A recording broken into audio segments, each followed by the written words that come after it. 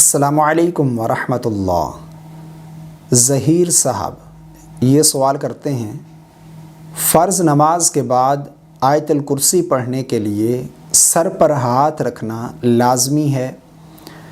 بھائی نے ایک بہت اچھا سوال پوچھا ہے۔ ان کا سوال ہے کہ نماز کے بعد آیت الکرسی پڑھنے کے لیے سر پر ہاتھ رکھنا یہ لازمی ہے، کیونکہ بعض لوگوں کو دیکھا جاتا ہے کہ وہ نماز کے بعد سر پر ہاتھ رکھ کر آیت الکرسی پڑھتے ہیں۔ تو کیا سر پر ہاتھ رکھ کر آیت الکرسی پڑھنا لازم ہے یا بغیر سر پر ہاتھ رکھے بھی آیت الکرسی پڑھ سکتے ہیں؟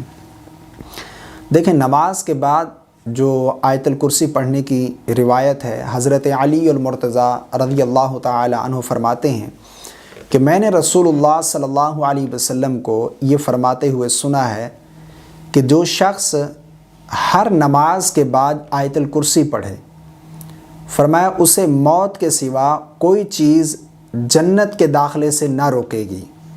یعنی جو شخص ہر نماز کے بعد آیت الکرسی پڑھے، اسے جنت میں جانے سے موت کے سوا کوئی چیز نہیں روکے گی، یعنی اس کے اور جنت کے درمیان صرف موت ہے۔ اب اس حدیث میں کہیں یہ ذکر نہیں ہے کہ جو شخص ہر نماز کے بعد سر پر ہاتھ رکھ کر آیت الکرسی پڑھے۔ ٹھیک ہے، اگر کوئی پڑھتا ہے ٹھیک ہے، کوئی ناجائز اور حرام تو نہیں ہے، لیکن اگر وہ یہ سمجھتا ہے کہ یہ جو فضیلت ہے یہ سر پر ہاتھ رکھ کر پڑھنا ہی لازم ہے، ورنہ بغیر سر پر ہاتھ رکھے نہیں پڑھ سکتے، ویسے تو یہ بعض لوگ سمجھتے نہیں ہیں، لیکن اگر کوئی یہ سمجھتا ہے تو وہ اپنی یہ غلط فہمی دور کر لے۔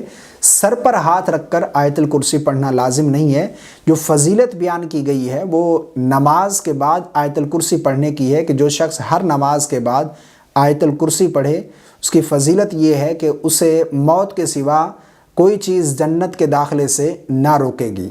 تو اپنی یہ کنفیوژن دور کر لیں کہ سر پر ہاتھ رکھنا لازم ہے، بغیر سر پر ہاتھ رکھ کے آیت الکرسی نہیں پڑھ سکتے۔ آیت الکرسی پڑھیں، سر پر ہاتھ رکھنا اس کے لیے ضروری نہیں ہے۔